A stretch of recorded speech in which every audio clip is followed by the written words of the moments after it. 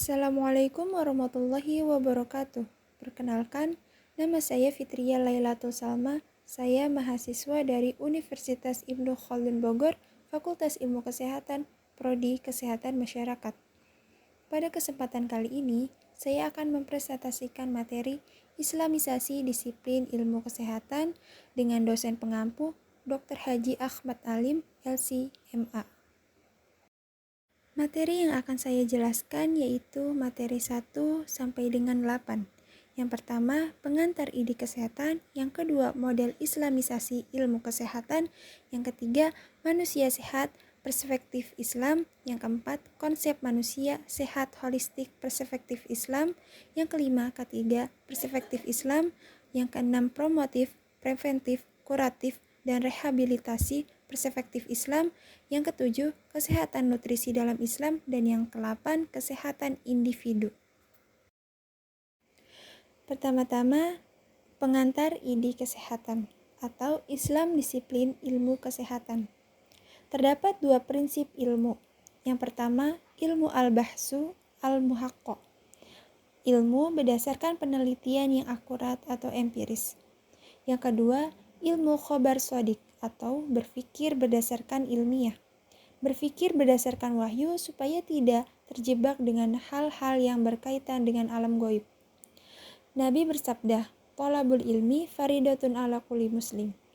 Ilmu tanpa amal itu ibarat kita nanam pohon sudah dirawat dengan baik, tapi kemudian tidak ada buahnya. Lalu ada model islamisasi ilmu kesehatan. Ada dua istilah yang menunjukkan kepada kesehatan dilihat secara fisik, rohani, lahir, dan batin. Yang pertama, sihah bersifat fisik, biologis, yang berarti sementara makna. Dan yang kedua, ta'fiyah, kesehatan bersifat mental, psikologi. Sehat secara badan artinya sehat secara mental. Oleh karena itu, ciri mukmin yang kuat yaitu pilarnya adalah terintegrasi sehat secara jasmani dan rohani. Di dalam Islam, kita diperintahkan untuk menjaga kesehatan hati yang bersih. Di sisi lain juga, di dalam surah Al-Baqarah yaitu salah satunya menjaga kesehatan dengan bertaubat yang bersuci. Taubat adalah menjaga kesehatan secara vertikal bagaimana kita menjaga hati dan menjaga hubungan kita dengan Allah. Karena terkadang orang yang hilang kesehatannya ataupun dicabut keberkahan sehat dengan taubat itu yaitu dengan banyak-banyak istighfar.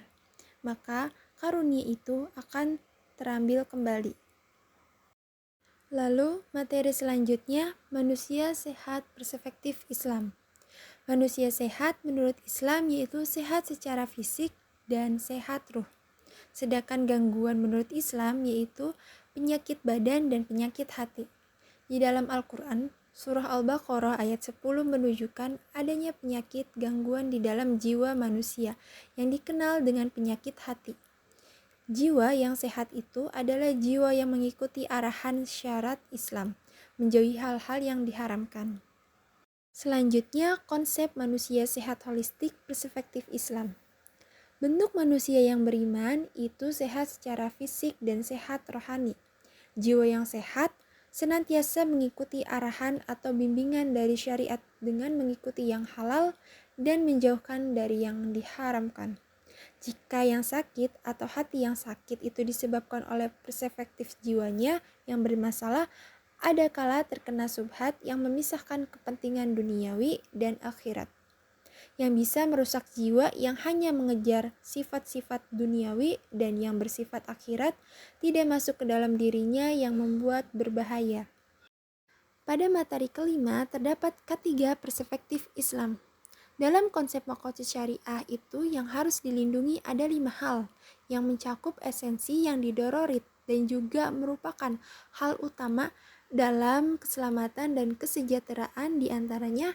Yang pertama menjaga agamanya, yang kedua menjaga kesehatan, keselamatan dan nyawanya, yang ketiga menjaga keselamatan akalnya dan menjaga mentalnya, yang keempat menjaga keturunannya, dan yang terakhir keselamatan hartanya.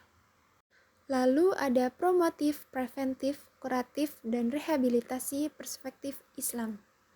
Terdapat kaidah-kaidah konsep preventif dalam Islam seperti mencegah segala hal yang mendapatkan bahaya, kerusakan, dan penyakit. Adapun upaya pencegahan didahulukan daripada upaya untuk mendatangkan manfaat, karena pencegahan lebih efektif daripada pengobatan. Nabi Shallallahu Alaihi Wasallam bersabda bahwa memerintahkan tidak boleh melakukan sesuatu yang membahayakan diri dan juga yang lainnya. Yang pertama, terdapat upaya Islam promotif kesehatan. Terdapat program pendidikan, hidup bersih dan sehat. Yang kedua, upaya Islam kuratif kesehatan, yaitu seperti terapi. Dan yang terakhir, upaya pemulihan dalam Islam, yaitu pemulihan jiwa dan raga. Terdapat kesehatan nutrisi dalam Islam. Allah Subhanahu wa Ta'ala sering mengulang-ulang tentang pentingnya mengkonsumsi gizi yang baik dan dengan cara yang baik seperti sehat dan halal. Sudah ditegaskan juga dalam Quran Surah Al-A'raf ayat 31 dan Quran Surah Al-Baqarah ayat 168 yang mana Allah memerintahkan supaya makan dan minum tidak boleh berlebihan. Quran Surah Yusuf ayat 43 menjelaskan tentang bagaimana Allah memerintahkan supaya menanam gandum karena nutrisi dan karbohidratnya tinggi. Dalam Quran Surah Yasin, Allah memerintahkan pentingnya mengkonsumsi biji-bijian karena mengandung karbohidrat. Al-Quran menyebutkan bahwa buah-buahan sebagai sumber vitamin dan mineral.